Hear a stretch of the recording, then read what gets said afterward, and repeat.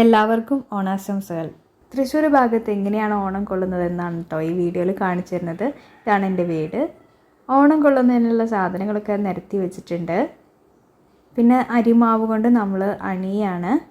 ഇത് അരിപ്പൊടിയിൽ വെണ്ടക്കായ മിക്സ് ചെയ്തിട്ടാണ് ഈ ഒരു കൊഴുപ്പ് ഉണ്ടാക്കുന്നത്. ഇതിനെ കൊഴുപ്പെന്നും പറയും. 4 ദിക്കിലേക്ക് പ്രതിനിധീകരിച്ചിട്ട് നമ്മളൊരു കോലം വരച്ചു. പിന്നെ നടുക്കിലും നമ്മൾ കോലം വരയ്ക്കുകയാണ്. പിന്നെ അത് 8 ദിക്കിലേക്കാക്കിയിട്ട് അരിമാവ് കൊണ്ട് അണിയും. ഇതേ കൊഴുപ്പ് ഉപയോഗിച്ചിട്ട് നമ്മുടെ വീടിൻ്റെ സ്റ്റെപ്സിലൊക്കെ അണിയും. നല്ല ഭംഗിയാണ് രാവിലെ ഇത് അണിഞ്ഞത് കാണാനായിട്ട്. ഇനി ആ കോലത്തിൽ ഒരു പീഠം വയ്ക്കും. അതിന് മീതെ ഒരു ഇല വയ്ക്കും. അതിന് മുകളിലും നമ്മൾ കൊഴുപ്പ് ഉപയോഗിച്ചിട്ട് അണിയും.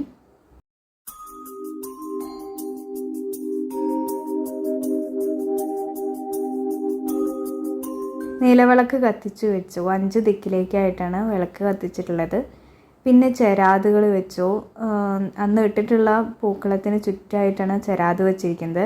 നല്ല ഭംഗിയാണ് കേട്ടോ ഈ ചെരാത് കൂടെ വെച്ച് കഴിയുമ്പോൾ.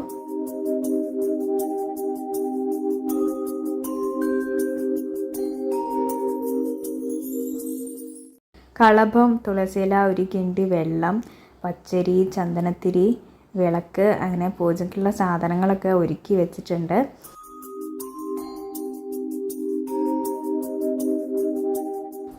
അങ്ങനെ നമ്മൾ ഈ ഇല ഒന്ന് വെള്ളം കൊണ്ട് പൂജിച്ച് തൃക്കാക്കരയപ്പനെ പ്രതിഷ്ഠിച്ചു. ഇനി അതിന് മുകളിലും നമ്മൾ അരിമാവ് കൊണ്ട് അണിയും. ഭഗവാൻ വാമനനാണെന്നാണ് കേട്ടോ നമ്മൾ വിശ്വാസം. അങ്ങനെ മഹാവിഷ്ണുവിനെ പ്രാർത്ഥിച്ചിട്ടാണ് നമ്മൾ വെക്കുന്നത്. അതിന് മുകളിലായിട്ട് പ്ലാസ്റ്റിക് പൂക്കളാണ് കേട്ടോ വെക്കുന്നത്.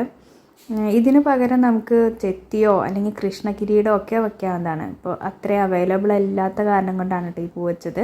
പിന്നെ അതിന് ചുറ്റുമായിട്ട് നമ്മൾ കുറേ തുമ്പക്കുടം വയ്ക്കും. അത് തൃശ്ശൂർ ഭാഗത്ത് മാത്രമാണ് കേട്ടോ കാണുന്നത്. ചെറിയൊരു നാക്കിലെടുത്ത് അതിൽ ഇതുപോലെ തുമ്പക്കുടം നിറയ്ക്കാം. എന്നിട്ടത് പടിക്കൽ കൊണ്ടുവയ്ക്കും. അത് ഭഗവാനെ സ്വീകരിക്കുന്നതിനുള്ള വഴിയായിട്ടാണ് കരുതുന്നത്. എന്നിട്ട് 2 പൂവട എടുത്ത് ഇരുവശത്തുമായിട്ട് വയ്ക്കും. മധുരമില്ലാത്ത അടയാണ് കേട്ടോ പൂവട എന്ന് പറയുന്നത്. ഒരു നാളികേരം പൊളിച്ച് 2 മുറിയാക്കി, പെൺമുറി ആൺമുറിയാക്കി അതിൽ വെള്ളം കൊണ്ട് നിറയ്ക്കും. ഒരു തുമ്പയിൽ നിന്ന് ഒരു ഇലയെടുത്ത് പെൺമുറിയിലേക്കും മറ്റൊന്ന് ആൺമുറിയിലേക്കും ഇടും.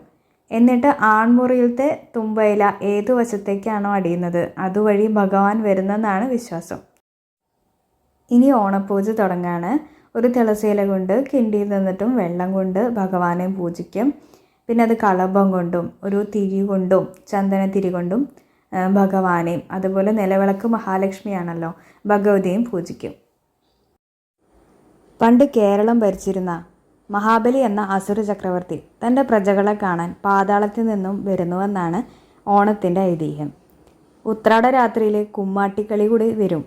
അപ്പോഴാണ് നമുക്ക് ഓണം വീട്ടിൽ വന്നെന്ന് ശരിക്കും തോന്നാം. അങ്ങനെ ഓണപ്പൂജ കഴിഞ്ഞു.